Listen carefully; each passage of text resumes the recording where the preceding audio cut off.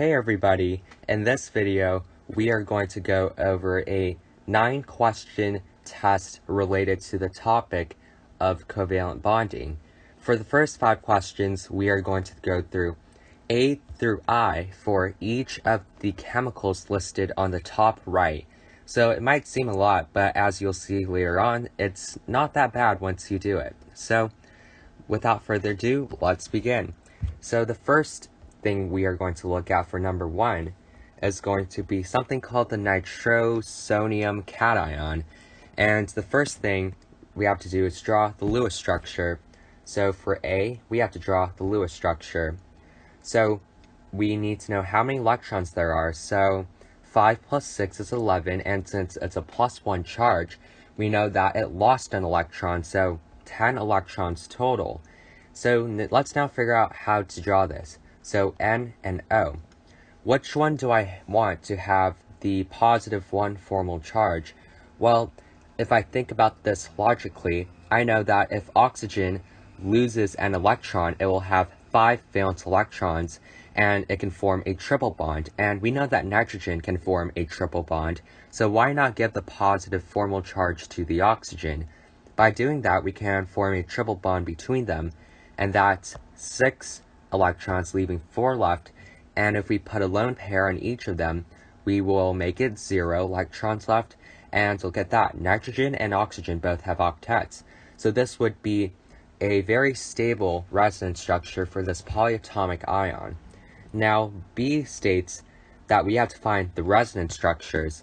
So I don't know if there are any, but let's try it out. So in order to cancel out this +1 charge, we could move this pi bond and turn it into a lone pair in order to, make it a neutral charge. So this is a trick I taught you in the previous video on resonance structures. So let's try that out. So if you do that, you get something that looks like this. And now the N will have a +1 formal charge, and you could calculate this easily by doing 5 minus 2 minus 2 is equal to +1, or simply just 1.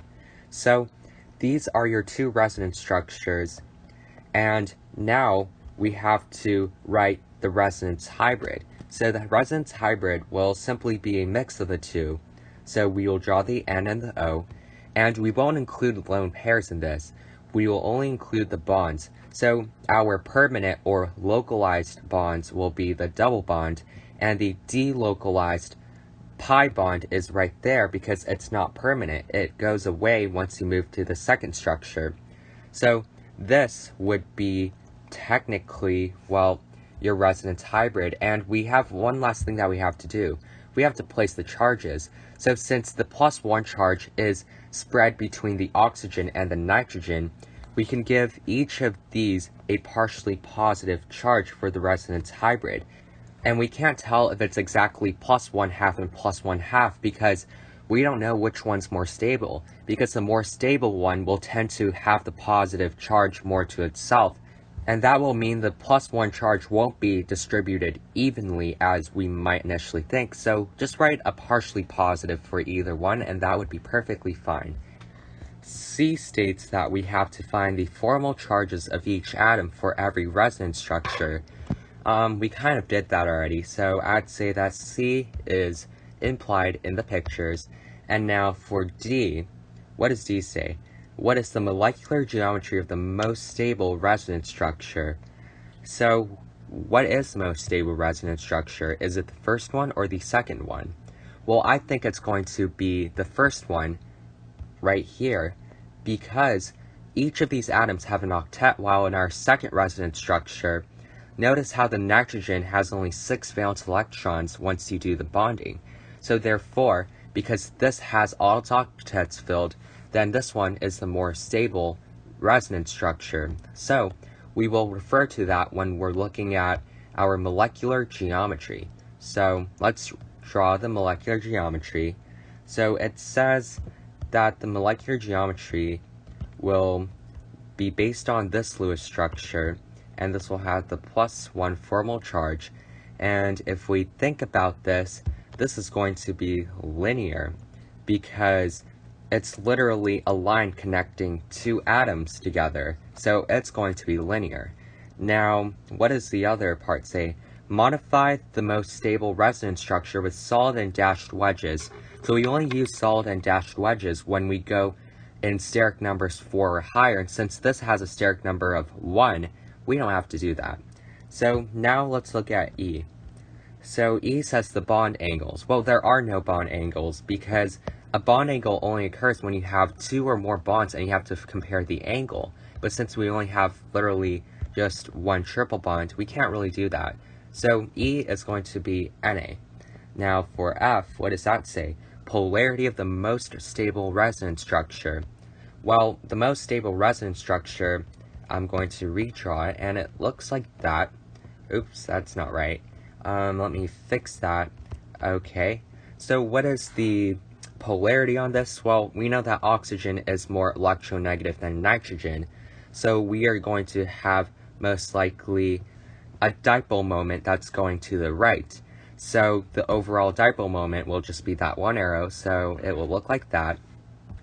And I think oxygen and nitrogen have similar electronegativities, so I would say that this molecule is probably slightly polar. Alright, so let's look at G now. G says, what is the hybridization on each atom of the most stable resonance structure? Okay, so what is the hybridization on each of the atoms? Well, let's find out. So we have to take a look at the Lewis structure of the most stable resonance structure, and this would be sp and sp. And I think that's all they wanted. Alright, so what does H ask? The predicted bond order. Oh wow, okay. So we have to use an MO diagram if the molecule is diatomic, and since NO plus is diatomic since it has two atoms, then we have to use the MO diagram. So we have to modify this a bit. So this is going to be NO plus, and this is going to be an N, and this O, well, it's not going to be an O exactly, it's actually going to be an O plus. And let's see how this works. So O plus has lost an electron, so it'll be 5, and this will be 5, so we will have a total of 10 valence electrons total. So let's figure out how this is drawn. So that's 5 on both sides, and we have to remove 1 electron from here and here, so that on each side we have 5 valence electrons total. And when you combine it, we will have a total of 10, so 2, 4, 6, 8, 10, remove those 2, and now we have the MO diagram for NO+. So now let's try to figure this out. So what exactly is going on? So the bond order will be the number of bonding electrons, which is 2, 4, 6, 8, minus this, which is 2, and divide that all by 2, and the bond order is 3. Alright, so now that we figure out the bond order, we have to do one more question. Is it paramagnetic or diamagnetic? Well, for I, looking at this diagram, it looks like all the electrons are paired, and there are no unpaired electrons, so this would be diamagnetic. So that's all for the first question, and let's move on to the second question. For number 2, our chemical is H2SO4 sulfuric acid. So H2SO4, let's draw the Lewis structure first. So we know that sulfate is going to have an extended octet since it's in period 3 or higher. So let's try to figure this out. So double bond there, and a double bond there, perhaps. And perhaps the oxygen will be connected to an H, and this will be connected to an H, and we have 6 bonds around the sulfur, which is just enough since sulfur just has 6 valence electrons, and it can have a maximum of 6 bonds total. So this makes sense in general. So this would be the Lewis structure for H2SO4. And let's not forget the lone pair. So this has 2 lone pairs, 2 lone pairs, and all of these seem to have 2 lone pairs. So now we have to ask ourselves, are there any resonance structures? Well, if I move this pi bond and move it there, something will happen. When you do that, the oxygen up here will have a -1 formal charge, and this will have a +1 formal charge. And let me tell you, creating formal charges is not a good idea, especially when your original structure already has no formal charges on it. So, therefore, for this question, there are no viable resonance structures that you would draw, since this has no formal charges and all the octets are filled, well, except for the sulfur, of course, because that's an extended octet. But notice how this is the most stable structure, and let's not touch that. So I think B will be not applicable. Now, there are no resonance hybrids, since if there are no resonance structures, there are no resonance hybrids. So now let's figure out what's next. So C asks us for the formal charges. Well, I just stated that there are no formal charges because on the Lewis structure, I didn't label anything, so all the formal charges are 0 by default. And you could write that, or you could just, look at the diagram and not label anything. It's up to you, so C, just, everything is 0, or simply just look at that diagram to see that. So, what is D? So D asks us for the molecular geometry of the most stable resonance structure. So, let's see, there's only one structure, so I guess that's technically the most stable structure. There are no other resonance structures. So for D, we are just going to look at that original one and determine the molecular geometry. So since the steric number is 4 around the sulfur, then this is tetrahedral. And let's not forget these two, because these two have bonds. So these two would also be, well, it's not tetrahedral, they're actually bent, because although the steric number is 4, there are 2 bonds and 2 lone pairs, and this makes it bent. So let's draw this out using wedges. So the sulfur will be in the middle, and we have to make 2 of the 4 bonds wedges, so I think I'll make the single bonds wedges. So I'm going to guess that this is going to be the solid, and this is going to be the dashed wedge, and I'm going to connect the O there and the O there. And let's just keep the 2 double bonds on the plane to make it simplistic. And let's figure this out. So what would happen here? So we would have to connect it to the H because it's bent. And the 2 lone pairs would be like that. And for this, since it's a steric number of 4, you could technically draw these lone pairs as a tetrahedral shape. So you could have one sticking forward and one sticking back, but you don't have to do that. You could just put it as a lone pair, and that would be perfectly fine. So let's just keep it that way, and it seems like this is the 3D structure for sulfuric acid. So not too terrible, I would say. So now let's figure out what, let's see, what E is saying. Bond angles of the most stable structure, okay?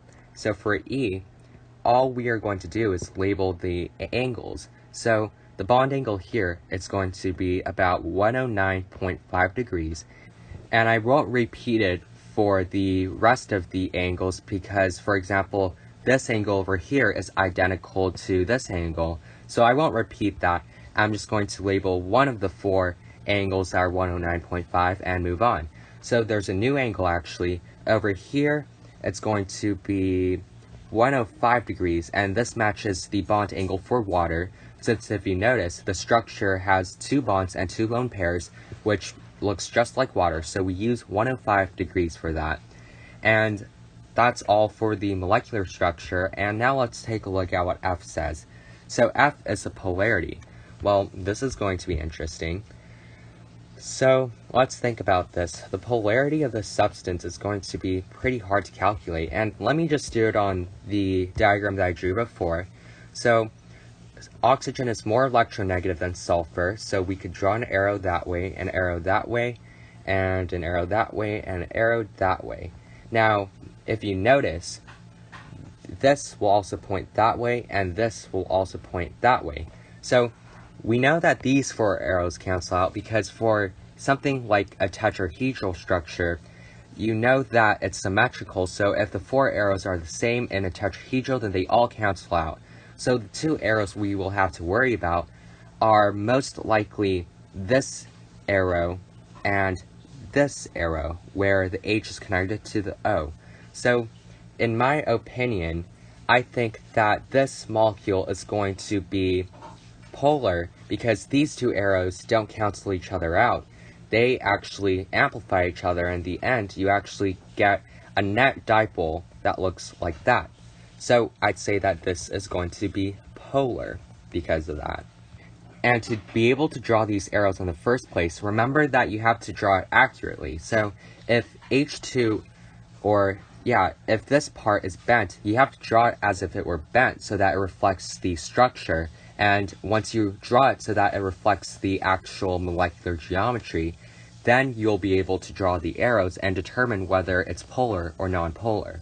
So that solves the answer for F. Now let's look at G. So for G, it asks us for the hybridization of the structure. So we have to do it for every atom. So let's just go ahead and do that. So let's redraw this actually to make it look a bit nicer. So I have to erase that, and I have to connect the O like that, and the H is there, and the lone pairs are there. Now let's figure out the hybridization. So this has a steric number of 3, so sp2, sp2. This has a steric number of 3, sp3, sp3, and sp3. And don't forget the hydrogens. These are going to be unhybridized.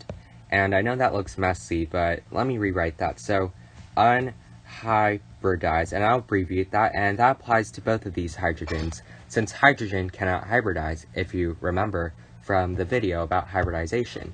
So now for H, what does H say? The predicted bond order. Well, we have to use the crude method since we don't have a diatomic molecule with us. So the crude method is basically like this. So this will have a bond order of 2, 2, 1, 1, 1, 1, and there you go. There are no resonance structures, so we don't have to worry about averaging the bonds. So let's take a look at I. Is this diamagnetic or paramagnetic? But this doesn't apply since this is not a diatomic molecule, so not applicable, even though you could figure this out, but I think that's too advanced for this course, so we will move on from this point. So let's take a look at our third chemical, methylamine CH3NH2.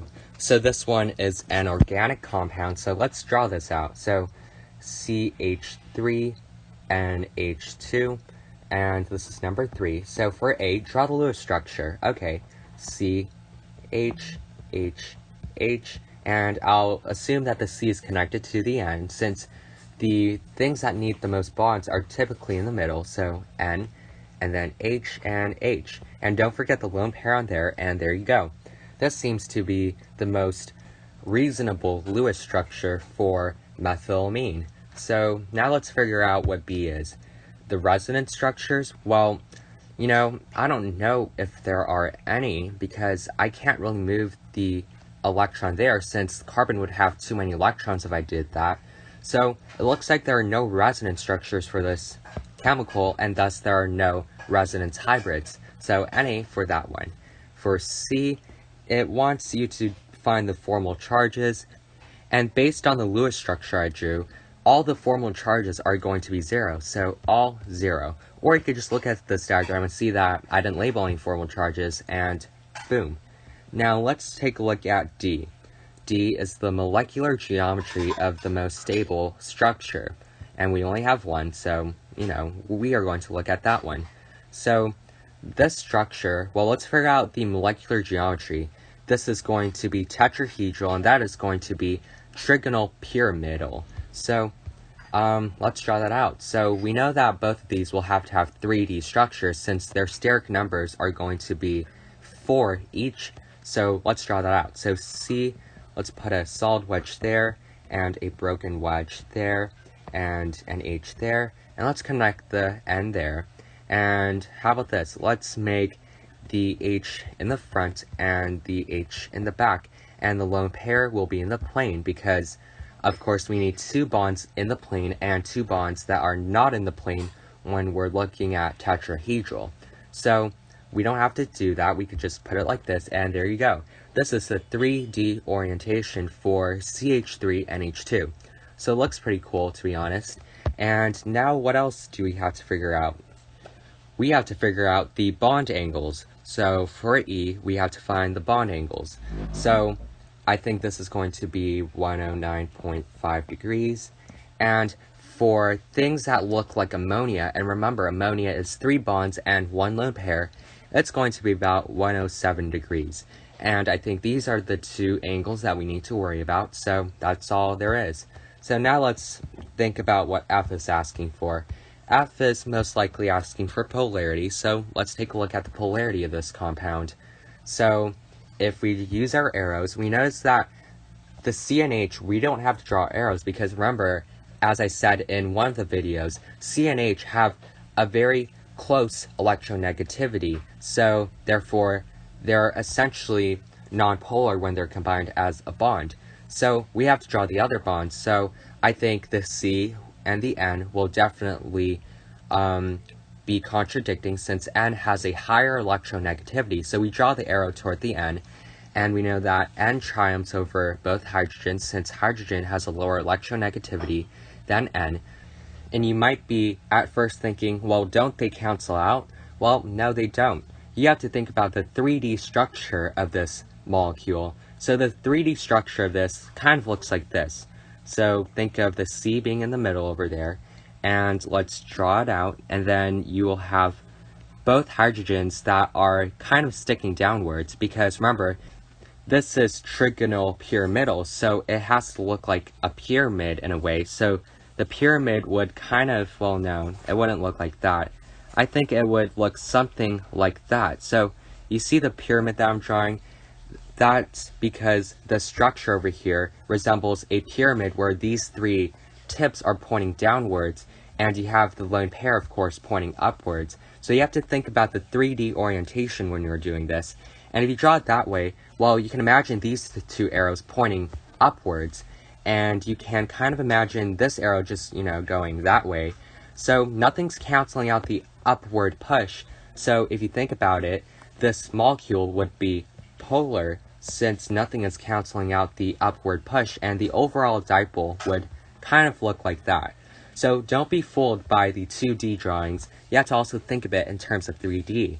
So in the previous question, I forgot to label the molecular geometry for these things. So I have to label them for D. So this would be tetrahedral, and I think that looks right, okay. And these 2 would be bent. And let me label the geometries for this. So that would be tetrahedral, and this would be trigonal planar. I mean, not planar, sorry.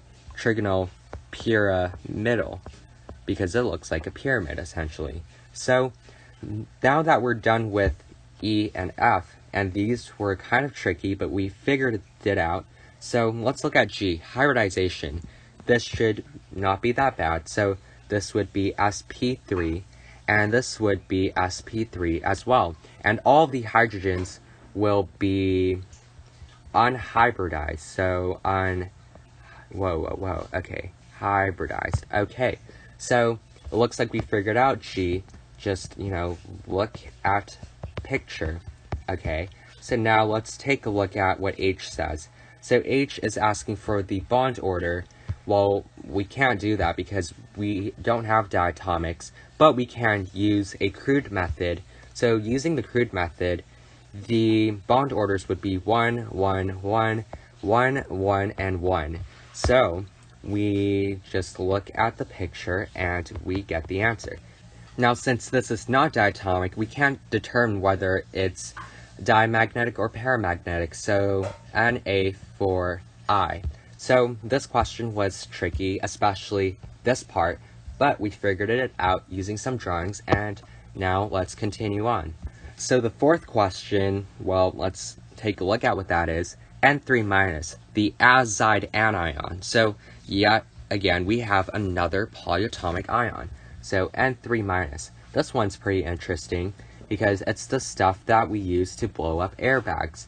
we have something called sodium azide that whenever a car crashes into something, then a reaction will occur where this will start producing N2 gas, and that fills up the airbag. So, cool stuff. And now let's begin. So for A, it's going to be the Lewis structure. So let's count the number of electrons. So 5 times 3 is 15, plus an extra electron is going to be 16.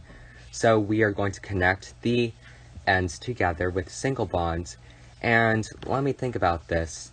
So if there's -1 charge, I'm assuming that most likely maybe one of these nitrogens will have the -1 charge, since you want to decrease the number of bonds here, since we don't want to overload this nitrogen with too many bonds. So by putting an extra electron there, it needs less electrons or bonds to work. So now that we know that the -1 charge is there, how would we exactly make this work? Well, I think that we have to make this a positive formal charge and a negative formal charge. And notice how all this adds up to -1, which still works. And by making this a +1 formal charge, I'm just allowing this nitrogen to create as many bonds as it needs, more specifically 4 bonds in total. So since these two need only 2 bonds, and the middle needs 4 bonds, I think we're good to go. So just like that, and we have to put the lone pairs, so this would have 2 lone pairs, 2 lone pairs, and this would have nothing. So let's count the electrons to make sure that this is legit. So 16 electrons, let's figure it out. So 4 here, that's 8, 12, 16. Looks like we did it. So this would be a legit Lewis structure for N3-. And yeah, I think that's good. Now, are there any resonance structures? Well, I'm not sure. Let's figure this out. So, if we move this pi bond over here, notice how this will have a -2 formal charge and this will have a +2 formal charge. So I don't think that's a very good idea. And if you don't believe me, try it out yourself and you'll see that it happens and you'll be like, oh no, that's not good. So now we must think of another way to improvise. Can we move it down here? Well, if we move it like that, the nitrogen in the middle will have too many electrons, and that's no good. So let's not do that then. So, I think there are no other viable resonance structures for azide. So I don't think I'm going to make any more resonance structures, since I can't think of anything where it wouldn't create a +2 or -2 formal charge. And if you figure out something that works, then good for you. And that means you did a better job than I did in this question. So for C, we have to think about, well, I don't know what the question is. The formal charges, we just did that. For D, we have to think about the molecular structure. So the molecular geometry for this will probably just be linear. And the reason being is that this has a steric number of 2. So now that we did that, let's look at E. What is the bond angle? Well, the bond angle is going to be 180 degrees. For F, let's think about this. What does F say? So I kind of forgot what F says. Polar or non-polar? Well, since this is linear, we will draw it like that, and we will put the double bond there with the minus formal charge. And we know that there might be, a bond dipole, because this has more electrons, which means it likes to hog more electrons, just like in the example where we did ozone and this occurred. So it's unexpected, but these two arrows actually cancel out since they're basically identical arrows. So in the end, you end up getting no net dipole, and this will be non-polar. Now you might have noticed that I didn't put the partially positive and partially negative end, because, the question was just asking whether it was polar or non-polar, so I didn't put any of the partially positive and partially negative ends, but you can do that if you want. Now G asks us for the hybridization, so up here, let's just do that. So this will be sp2, this will be sp, and this will be sp2. So now that we have G done, let's do H. The bond orders will be 2 and 2 by using the crude method, and for I, it is not applicable. And notice how for this, we don't have to redraw it using wedges, since all the atoms have a steric number of less than 4. So don't worry about redrawing it. So let's move on to the next question. So our fifth and final molecule that we're going to look at is borane, BH3. So BH3. And now let's draw the Lewis structure for A. So boron can have a deficient octet because it's one of the exceptions. So we only need 3 bonds for boron, and it will look like this. And boron has only 3 valence electrons, so no need to put extra electrons around here. And if we count the electrons, well, we have a total of 3 plus 3, which is 6. And notice how 3 bonds is 6 valence electrons, so we're good for A. Are there any resonance structures? I don't think so. There are no pi bonds to move around, so I highly doubt it. Now for C, we labeled all the formal charges. They're actually all going to be 0. And you could just look at the picture to determine that. Now for D, we have to find the molecular geometry. So the molecular geometry for this, well, since it has a steric number of 3, and it has no lone pairs, then this will be trigonal planar. And things with a steric number of 4 or higher need the dashes, and since this has a steric number of 3, it needs no dashes. So we don't have to redraw this or modify the Lewis structure in any way. So let's take a look at E. So E is most likely asking for, well, let's find out. So bond angles. Well, it's going to be 120 degrees because it is trigonal planar. And you could think of it this way. So a circle is 360 and you're splitting it evenly into 3. So each one will be 120 by default. Now for F, we have to look at what F says, polarity. Well, if I look at the Lewis structure, I think that boron and hydrogen have very similar electronegativities, and I could check a table to make sure. But even if they did have electronegativity differences that are enough to create a polarity or a bond dipole, they would all cancel out, because if, let's say, hydrogen was more electronegative than boron, then there would be 3 arrows and they would all cancel out and it would be nonpolar. But I checked the table and it says that the electronegativity for boron is 2 and this is 2.1, and since it's 0.1 difference, there's going to be no bond dipoles, so I draw no arrows, and thus this is nonpolar by default. So nonpolar. Now let's take a look at G. I think G is asking for the hybridization on each atom. Well, for this case, let's just redraw this for the sake of completeness, and this would be sp2, and each of these H's would, be unhybridized just like before.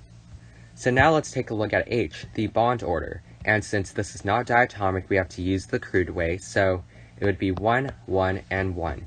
So it's in the picture, and for I, since this is not diatomic once again, we can't determine whether it's diamagnetic or paramagnetic, so not applicable. So now that we've done the first 5 questions, we should give ourselves a pat on the back for doing so much work, and now let's move on to the more interesting questions. One Lewis structure of square 8 ion C4O42- is shown below. Which statement best describes the bond distances in the square 8 ion? So when I look at bond distances, I remember that for resonance structures, if the bonds have delocalized pi bonds jumping around, then we can have bonds that actually have the same length due to the resonance hybrid best reflecting the structure.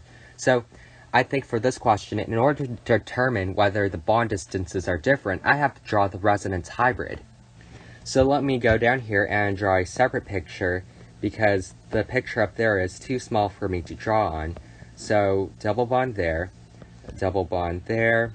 single bond with a -1 formal charge on each of those oxygens that we see. And now let's draw the resonance structures for square 8. So I think the first thing that I might do is that I might decide to move this this lone pair down here, and if you move it down there, carbon has 5 bonds, so it wants to relieve that stress. So it would probably move that pi bond here, and if that happens, this carbon is too stressed, so this pi bond will probably move there to become a lone pair, and you end up getting something that looks like this. So, kind of confusing to draw at first, but with patience you can do almost anything. So carbon there with the -1 formal charge still there, and the double bond is there instead now. And let's see, this will be single bond and a -1 formal charge, and this oxygen will stay the same. So now let's try to draw more resonance structures. So, what could we do next? Well, I moved the lone pair down and I shifted the double bond around, so I think I could do the same once again. So I'm just going to go around the circle. So I'm going to move it down there, and I'm going to move it there, and if that happens, this will go up here. Alright, so same logic, same pattern, but different shape. So this will still have the double bond. Now this carbon will be attached to a double bond, and this will be a single bond, and the bond between the carbons will be a double bond, and this will be -1, and this will be -1 as well. Now we can draw one more resonance structure, because seeing where this is going, you notice how this double bond is just kind of just hopping around, and its last spot is on the left side of the square. So let's finish it off and figure out how that works. So if we move this lone pair and turn it into a pi bond, and move this over here and move this up here, then we get our final structure. So it will look like that. And let me connect the carbons first, and we know that this will be a double bond now. This will still remain as a -1 formal charge. This will be a -1 formal charge, and this will stay as a double bond. So these are our 4 resonance structures for square 8, and notice how if I continue to do the loop, this structure will eventually turn back into that structure up there. So we don't have to worry about drawing any more resonance structures, but we have to start worrying about the resonance hybrid. So how do we draw that? Well, let's put all the atoms where they're supposed to be, and let's figure out how this works. So no lone pairs, and we know that there's definitely going to be a single bond between each of them, since, you know, the single bonds are technically localized, since if they're not there, then you don't have that molecule anymore. So I think all the pi bonds are going to be delocalized, since if you notice that for this pi bond, it disappears once you go here. And another example of that is over here. We have a double bond there, but that double bond disappears up here. So if you notice a trend, you notice that all of these bonds used to have double bonds at some point in time. So this is telling me that all these will have dotted double bonds, because these are delocalized and not permanent. So we know that the single bonds are permanent, but the double bonds are not permanent, and they occur here but not here, for example. So that's why you draw the second line as a dotted one, and you do that for all of them. So looking at this structure, this will be our resonance hybrid, and we could even put a partially negative on each of them. So now that we did that, let's try to figure out what the answer is. All carbon-carbon bond distances are the same, and all carbon-oxygen bond distances are the same. Looking at this picture, it seems like these 4 bonds are the same, because if you think about it, the symmetry behind it kind of tells us that these 4 are the same, and it looks like all the carbon-carbon bonds are also the same. So without looking at the other answers, I can confidently say that number 6 will be A.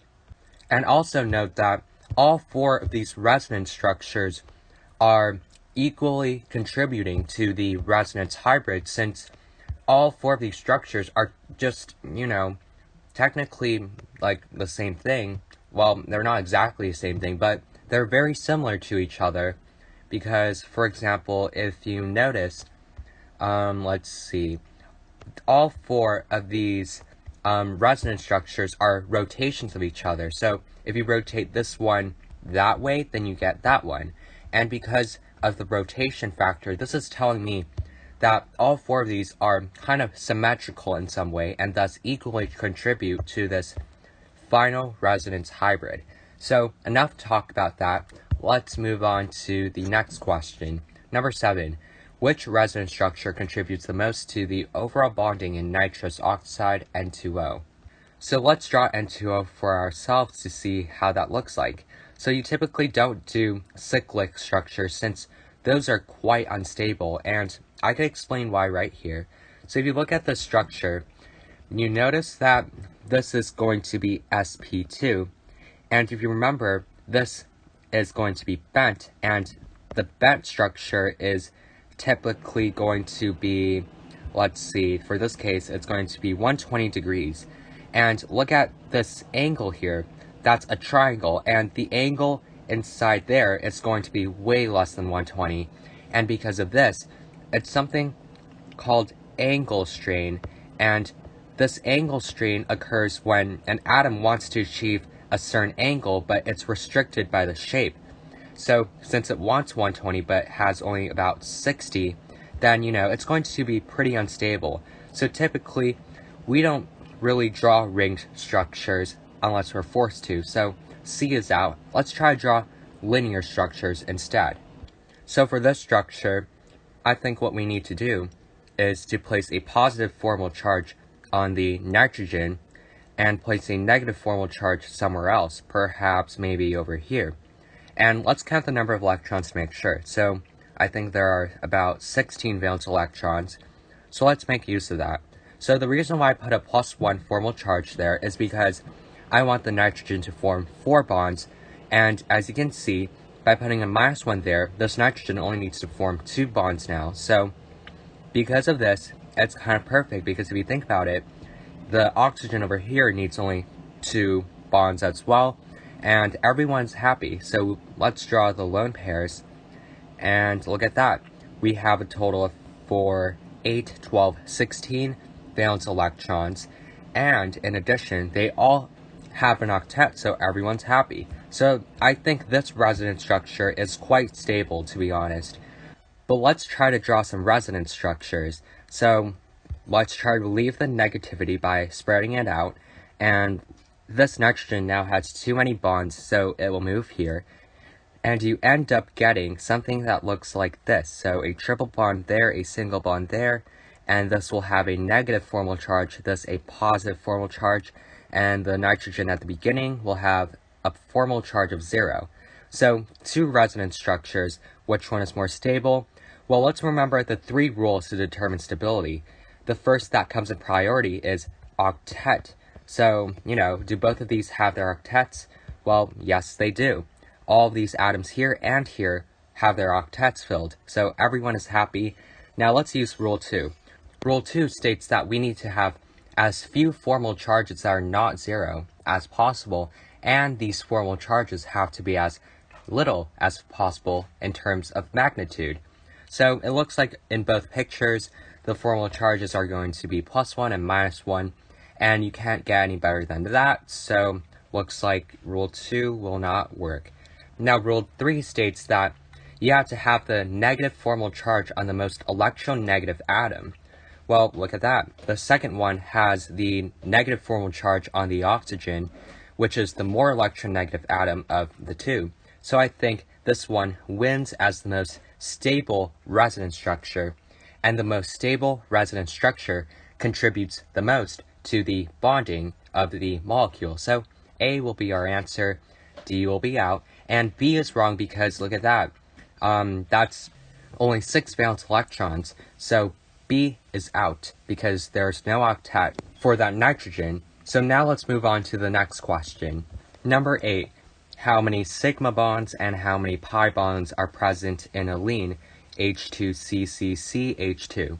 So the best thing to do is to draw it out. So CCC, I'm guessing the H's are connected like that since they have nowhere else to go. And it looks like there's a double bond there and a double bond there. So this has 4 bonds, this has 4 bonds, this has 4 bonds. Everyone is happy. How many sigma bonds are there? Well, let's find out.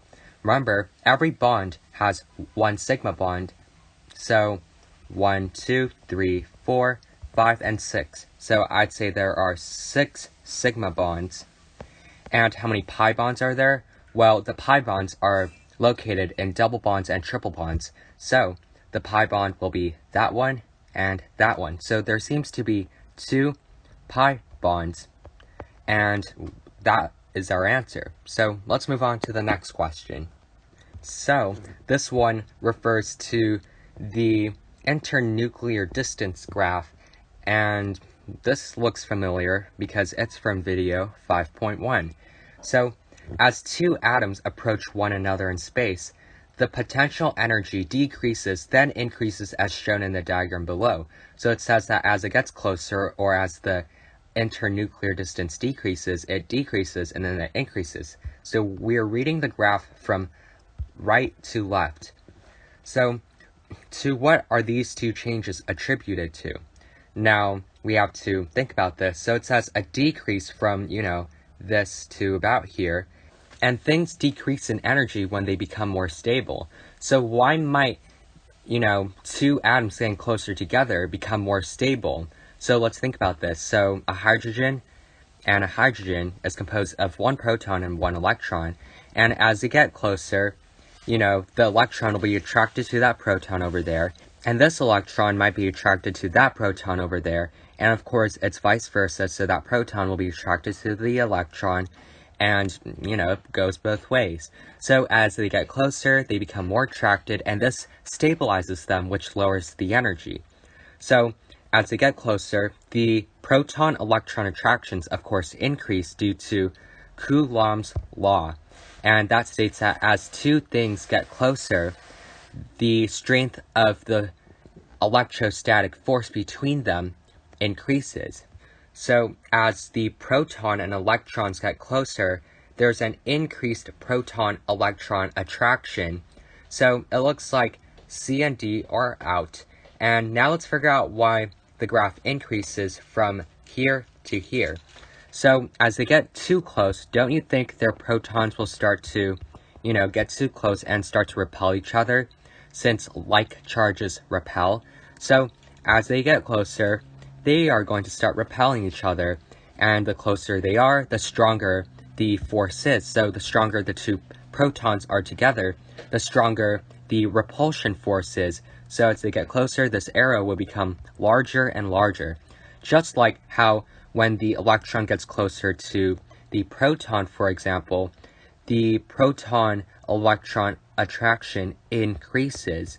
So that's Coulomb's law once again. So I would say that as they go from 0.15 to 0 nanometers, this repulsion force will be increased, and it will be due to the proton-proton repulsion. So A is potentially the right answer, and it is the right answer. And you might be wondering, why can't it be B? Increased electron-electron repulsion? Well, not really, because remember, the electrons can move around into random spots. Meanwhile, these 2 protons are getting closer and closer because the internuclear distance decreases. So just because the internuclear distance decreases doesn't mean that the electrons have to get closer. In fact, these electrons could, stay away from each other like that. Meanwhile, you're just forcing these to get closer because that's what internuclear distance means. It's just how far the 2 nuclei are. So as they get closer, you will see repulsion between the 2 protons, and the electrons maybe, but not as much. So I think A is the answer for this question, and that's all for this video. Have a nice day.